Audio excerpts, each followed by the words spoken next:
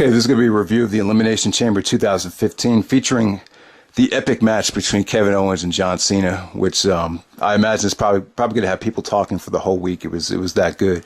Also, I'm going to do a couple of ROH reviews, some Ring of Honor shows that I definitely want to touch on as well. So this will be a longer video. But Elimination Chamber last night, you know, the show ceiling match was Owens versus Cena. It was pretty much incredible. I really thought it was. I think this probably should have been the main event, because it just felt like nothing on the show could follow it. Even the Elimination Chamber match was just, the IC title chamber was just kind of dead for it. So I was kind of glad that it wasn't, though. I think that's a lot of pressure to put, putting Steen right away into the main event. I think that would have been a lot of pressure, and he was already under a microscope. You could definitely tell that, I just felt like everybody backstage was just watching this, and it was really a huge test to see how far they're going to go with Steen, and I thought he passed the test with flying colors. I mean, he was amazing last night. I mean, this is the best I've seen Steen look. Whenever Steen is motivated and the match feels special, I mean, you're always going to get something amazing from Kevin Steen, Kevin Owens. That's just the guy he is. So it was not really surprising to me that the match was as good as it was. But I got to credit John Cena as well. I mean, the guys, this U.S. title reign is going great. You're working with younger guys, having really, really good matches. So, and being unselfish as well. He's very unselfish, John Cena. And, with this match right here, I was really surprised that, at the green light that Kevin Owens had. I really was. It didn't feel like a typical WWE style match. He was really hitting Cena with everything from, best moonsault ever to, all those power bombs to the fisherman suplex off the top rope. What else did there? He looked like he was going for a Packers power driver, and then he turned that into a power bomb. That was crazy. That was scary too, because a lot of people will fuck that move up. And the one thing that impressed me was that he protected Cena. He wasn't reckless, and I think that goes a long way backstage, because I could just imagine Vince and Triple H, everyone, kind of watching this match and, saying to themselves, well, how much of a player is Kevin Owens going to end up being? And it's great, man. It looks like they're giving him the green light. They're letting him, go out there on the mic and just be himself. It's really shocking to me. And when you consider the fact that Owens doesn't really look like, a Vince McMahon creation, or your typical WWE style guy, it's just kind of it's just a pleasant surprise at how well the push is going so far. I just think it's been incredible. Yeah, Cena was kicking out of everything, and it kind of got to the point where I was expecting Cena to win. I was expecting some kind of a wacky finish. I just So when Owens actually won the match, it really caught me off guard, because in the beginning of the match, I thought the first attitude adjustment was it. I figured, this is going to be similar to when he beat Bradshaw for the title, or I definitely thought Owens was going to tap out to the STFU. So when Owens countered out of those two things, it really shocked me. Because with Cena, you never know. He's been so pushed to the moon that you just never know. Like, he could, he could just win a match at any given moment. So, but just a pleasant surprise. Just an amazing match. I'll probably go 4 1/4, maybe even 4 1/2. I mean, it was that good. Definitely one of the best, if not the WWE match of the year so far. So for the rest of the pay-per-view, the Elimination Chamber matches, I don't know. The tag team one was kind of weird. I think the show would have been better had they not had the opener in an Elimination Chamber. I just thought it was wacky. I thought it, I don't know. I just didn't think it needed to be done. I like them for taking a risk. We've never seen tag teams in an Elimination Chamber match, but I just thought it felt like too much of a clusterfuck, to be honest with you. It did have its highlights, though. I thought Cesaro looked great here. I thought there was a lot of innovative high spots. The spot at the top of the chamber with one of the Lucha guys, I thought that really reminded me of the AJ spot from, the Ultimate X match a couple years ago when he did the shooting star press off the Ultimate X. I thought he was going to go for the same thing, but it still came out pretty cool. The New Day, and it came down to the New Day and the Primetime Players. I don't know. I just thought it was kind of whack how the New Day was allowed to have 3 guys in there, but I really couldn't get into it. It was okay. It was a fun opener, but I really thought it hurt the other chamber match. I just thought the other chamber match didn't feel as special because you already had a chamber match. And the IC chamber match was, I would say that this was probably the weakest chamber they've ever had, even worse than the December to Dismember one. I mean, you could just tell, you're seeing all these guys from the indies come in, that have a lot of experience, they have a lot of great fundamentals, from Kenta to Generico to Danielson to Punk to Kevin Steen. That it's just, I think the audience is just seeing it. Like I just think it's so visible right now. You could just tell who's put in the work and who hasn't. And I think in this chamber match, it was just there. You could just tell a lot of just a lot of dead air. It was definitely lacking star power. This is probably the lowest amount of, charisma and star power we've seen in a chamber match. You definitely had guys like Sheamus and Ziggler, who I thought could have delivered something special, but you just had Mark Henry in there with Ryback and, who else was in there? R-Truth. Anytime R-Truth is in a chamber match, you just know he has no chance at this point in his career. So the match is just kind of there. I didn't think Barrett looked good either. I just thought this was very, very lethargic. I'll probably give it like 2.25. Definitely probably the worst chamber match to date so far. Ryback actually went over. I thought the ending with Bryan and Ryback was very, very cheesy. It's one of the things that I'm kind of disappointed in with Bryan Danielson's WWE run so far. It's just not the same guy that we grew to know and love in Ring of Honor on the indies. I just feel like he has so much more to offer. I don't know. It's just such a weird time. It really is. I don't know. I don't even know what to say about that. But the main event was good. Ambrose and Rollins, refreshing main event. These guys rocked the house in FCW, 4 years ago, and to see them go out there, go balls to the wall. And, I thought the match did deliver. Rollins in the Authority as a heel isn't really working for me. Personally, I loved his face reign in ROH a lot better. I just think he was more natural as a face. As a heel, I think there's a way you can book him where you can get away with him. But, you could get away with him being an asshole and a prick without him, being a cheater and, a chicken shit heel. I just don't think chicken shit heels draw money anymore. I just don't think they do, especially with this, Brock Lesnar, his title reign. I think he proved that you need to be a serious, legit badass as a heel, to really draw money. That's just my opinion. I don't know. I understand why this whole thing with the Authority and Kane and, Triple H and Stephanie. I understand that the most important thing is to build to the next television show and all that stuff. But I don't know. In my opinion, I just think the most important thing is to deliver in the ring. The match was good and everything. I thought Ambrose was awesome. He busted out like a million lariats. The match definitely had intensity. I thought the finish was really creative. I thought it was the kind of finish where they really gave you something special without really giving you something special. And, you could still look forward to the rematch. So that was cool. It was definitely a more successful effort than their Hell in a Cell match when you had Bray Wyatt interfere. I really think Roman Reigns is the X factor. Personally, in my opinion, I think this really this points to Roman Reigns turning heel on Dean Ambrose. I would definitely like to see that in the future. This way you could kind of keep, Ambrose and Reigns away from the title picture when Lesnar comes back. So I could definitely see that, being a factor heading into SummerSlam. But, Seth Rollins is such an amazing worker. It's still not indicative of what he can deliver in main events. I mean, he's definitely capable of a lot more. The whole thing with the interference and the Authority is definitely holding him back. And on the microphone, it's just not doing it for me. I just don't think he's as natural as someone like Kevin Steen on the mic. So in the future, I just think Rollins, I always thought Ambrose would be the better heel and Rollins would be the better face in the WWE parameters. So, the Elimination Chamber, it was a mixed bag. The non-Elimination Chamber stuff worked for me. The Elimination Chamber stuff didn't work for me. I guess that's the best way to put it. But congrats to Cena and Owens, man. That was an incredible match. All right, so next up, I want to talk about some ROH shows. First show is All Star Extravaganza 6. This took place back in September, and this was great. This is definitely one of the best shows from last year. Just a loaded card. The first thing I'll talk about is Michael Elgin and Jay Briscoe. So Elgin won the belt at Best in the World in June last year, and he was only able to keep it for just a little over 2 months.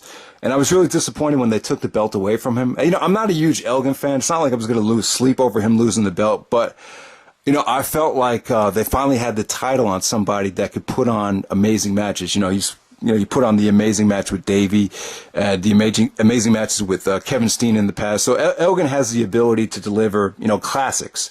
I just think the roster was so thin at that point. Who was he really going to work with? You can't really work with the New Japan guys like AJ due to politics. But, I just don't think they really saw Elgin as a draw.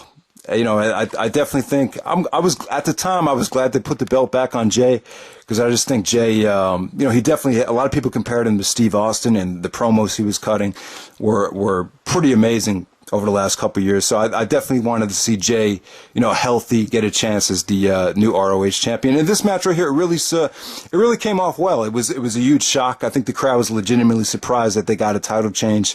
I think the match is kind of underrated. For some reason, I was just thinking this was just a kind of a match where they just went out there and did the title change without even putting on much of an effort. Kind of like a Montreal Screwjob type of, layout where you don't really put that much effort into the match. You just really want to get the title off the guy. That's what I was expecting, but make no mistake about it. This was an excellent match. I thought both guys brought it. I thought it was stiff. I thought there was some creative table bumps. I thought the finish really came off great. I thought Nigel on commentary once again was amazing, really got into it. So yeah, Elgin and Jay Briscoe. Jay Briscoe becomes a 2-time ROH World Champion, only the second guy to do that besides Austin Aries. So Jay Briscoe's still the ROH World Champion as we speak right now, but I think that's going to change pretty soon. So we'll see what happens there. Oh, the main event, and the other thing I'll say about this is the first time that a ROH title change happened when it wasn't the main event since, I believe, the Xavier title change when he beat Low-Key back in September 2002. So you have to go all the way back to then. I'm not going to count the Undeniable pay-per-view when Nigel won the belt because I think they actually had some DVD bonus matches after the pay-per-view aired. So I don't know if I'll count that. But yeah, that was cool. And I really thought doing the title change as not the main event really, I don't know, I just really thought it brought a lot of life to the show. And Red Dragon and the Young Bucks definitely followed it. They actually got the main event 2 out of 3 falls. I think Red Dragon and the Bucks are perfect for 2 out of 3 falls matches. This was incredible. This is probably better than their anniversary show match. Definitely probably on the same level as the War of the Worlds match from last year. So, most people would agree that the 2 best Ring of Honor matches from last year were Red Dragon and the Young Bucks from War of the Worlds and this All Star Extravaganza 2 out of 3 falls match. Just, I really can't go into depth. You guys, if you've seen the Bucks and Red Dragon face each other, you guys know what to expect. Just a lot of great spots, a lot of great athleticism, a lot of great submission wrestling, a lot of breakups, near falls, great crowd, great action. You guys know what to expect. And they went for a long time, and they definitely delivered a great 25+ minute main event right there. So Jay Lethal and Cedric Alexander for the TV title was also excellent. Better than expected, I would say. AJ Styles and Adam Cole. I would agree with some people. They kind of got off to a slow start, but the last 5 minutes I thought were great. AJ is really this is proof. This is probably the best Adam Cole singles match I've seen without him using a hardcore stipulation or weapons, and it just shows you how great AJ is to get a great match over at someone that really normally doesn't have great matches would be Adam Cole, but. And I don't know, I kind of felt like Adam Cole was somewhat intimidated by AJ at the beginning here, but definitely think he held his own toward the end. I thought this was excellent stuff. Two great athletes just going out there and putting on something special. The crowd absolutely loved it.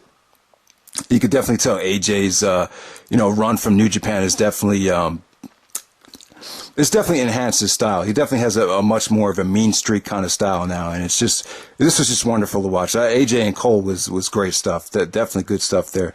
So that's pretty much all I'll talk about. This was an excellent show. Once again, Toronto just gets another good show. They're probably becoming the most consistent market for ROH as far as good crowds and good shows. All right, so the next show I'll talk about is Winter Warriors from Atlanta. I first heard about this when ROH Styles interviewed it, or reviewed it, excuse me. And yeah, this, I would say right here, this is this is probably the best show out of all of these shows that I'm talking about right here. This might be the best B show that ROH has put on in ages. This might be one of the best. I wouldn't say top 25 or top 50, but it's probably definitely like in the top 75, 80, Ring of Honor shows of all time. I thought it was that good. I mean, just a loaded card from top to bottom. It was in Atlanta, Georgia, AJ Styles, hometown. Not really his hometown, but his home vicinity. He's from Georgia. And, you could just feel that a lot of people were just there to see AJ. So it definitely had a large crowd, a great crowd. Some of the highlights from the show, let me talk about the best match of the night, Kyle O'Reilly and Roderick Strong. This was fucking incredible. This is definitely superior to their 2 PWG matches. These guys went out there and proved that they're definitely the 2 best workers, the 2 best wrestlers in Ring of Honor right now. I mean, the backbreakers from Strong were incredible. The submissions from O'Reilly, how he Strong would counter out of the triangle choke. The stiffness here, the elbow shots, the high knees from Strong. Everything about this was just epic. This is one of those matches that just reminds you how great professional wrestling could be. So, Kyle O'Reilly, Roderick Strong, definitely one of the best ROH matches of the year so far. Or definitely going to end up being one of the top 10 Ring of Honor matches of the year, without a doubt. O'Reilly versus Strong, great stuff. And just more proof of why O'Reilly needs to be main eventing Ring of Honor shows right there. Delirious and Matt Sydal was really good as well, man. This is a rematch of the Survival of the Fittest 2006, and these guys picked up right where they left off. Just, great stuff from those 2 guys. Even some of the matches that you wouldn't have expected to be good on this show were actually really good, like even ACH versus Moose, or, AJ Styles and Bobby Fish. This might have been the best singles match I've seen Bobby Fish have. Bobby Fish really doesn't have the kind of style that a lot of the ROH fans want to see when he's wrestling a singles match. But, he's in the ring with AJ. The crowd was hot for AJ. And, him and Fish just had a great match featuring a lot of great strikes. And just a war right there. Briscoe's in the Kingdom. Michael Bennett and Matt Taven was, I thought this was a great main event, actually. Definitely thought it delivered. I was expecting it to have a generic house show feel, but it definitely over-delivered. I definitely think Mike Bennett and Taven as a tag team work a lot better. I think as singles wrestlers, their careers were kind of disappointing, but as a team, it definitely works, especially being out there with Maria. Great main event from the Briscoes in the Kingdom. Just a lot better than you would expect. So yeah, the Winter Wars from Atlanta. This is definitely not a show to sleep on. Just definitely one of the best. I'm not going to say it's a throwaway show, but it wasn't. It's not like it was a huge ROH, live event that was promoted well. And definitely check it out. All right, so the last show I'll talk about is the Conquest tour from Chicago, featuring Samoa Joe and Michael Elgin. This was kind of a weaker undercard with a good double main event. Samoa Joe versus Michael Elgin is definitely a dream match. When you see these 2 guys on paper, it's you have 2 guys that have been involved in the top 10 matches in ROH history. So you would expect something epic. At the same time, they're bigger guys. They're probably the 2 biggest champions in ROH history, besides Morishima. So Joe and Elgin. So how good was it? You really haven't heard a lot of buzz about it, but Joe versus Elgin on paper, it sounds epic. I think of these 2 guys that had a match at Supercard of Honor with the title on the line and had more build up. I think this could have been in front of a WrestleMania weekend type of crowd. I think it could have been much better. Samoa Joe in Chicago, he has a great history. Joe has had some of his best work done in Chicago, but it's not 2005 and you can't just go back into a time warp. So it just definitely didn't have the intensity of, a vintage Samoa Joe ROH match. The crowd was very, very respectful, but very, very quiet. They really had to work hard to, get the fans into it. It really, I've always thought Joe looked good, even in TNA when, TNA was doing a piss poor job of utilizing him. I always thought Joe looked good in the ring. I never thought he really slacked off at all, to be honest with you. But with this match right here, I don't know. It was just missing that kind of the intensity that you would expect. But the last couple minutes, they featured a lot of it featured a smash mouth, hard hitting style. Elgin went for a deadlift power bomb. Joe actually busted out a suplex where he was choking him out, and then he rotated Elgin and suplexed him, which came off great. Not really much I can say other than it was just solid. It wasn't a bad match. I would definitely say it's worth a look. It's nothing must see. I'll probably give it about 3.5. It's just, I'd be lying if I said it was everything you would expect, considering the two guys involved. So that's pretty much it. The undercard featured Silas Young winning a fatal 4-way to advance to face Jay Briscoe. That match did not deliver. I haven't seen Silas Young in a while since he had those matches with Michael Elgin in AAW, but really nothing much to talk about on the undercard. I thought the Jay Lethal Cliff Compton match was kind of weird to see Jay Lethal out there in khakis having a street fight. I guess it's kind of a way to build up Jay Lethal as, not really taking, those type of matches seriously because he's above it. That's probably their way of getting him ready for Best in the World. So if they were going for that, I could see why they went for that. But, the match of the night was actually the Red Dragon versus RPG Vice, which is known as Rocky Romero and Trent Beretta.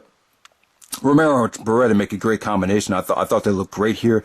They actually won the match, and they would get an instant title shot right after it. But surprisingly, Red Dragon walked away, and they had to go backstage and bring them back out. But this is definitely the match of the night. Just great tag team work from both guys. I thought Beretta and Rocky Romero definitely came to play. I thought it was just excellent wrestling, excellent athleticism, just great tag team work right there. Definitely the only match that I would consider great on this show. So Conquest tour Chicago, kind of disappointing between Elgin and Samoa Joe, but if you want to see two of the best workers in ROH history, go out there, and probably the only time you ever get to see them wrestle. So definitely check it out.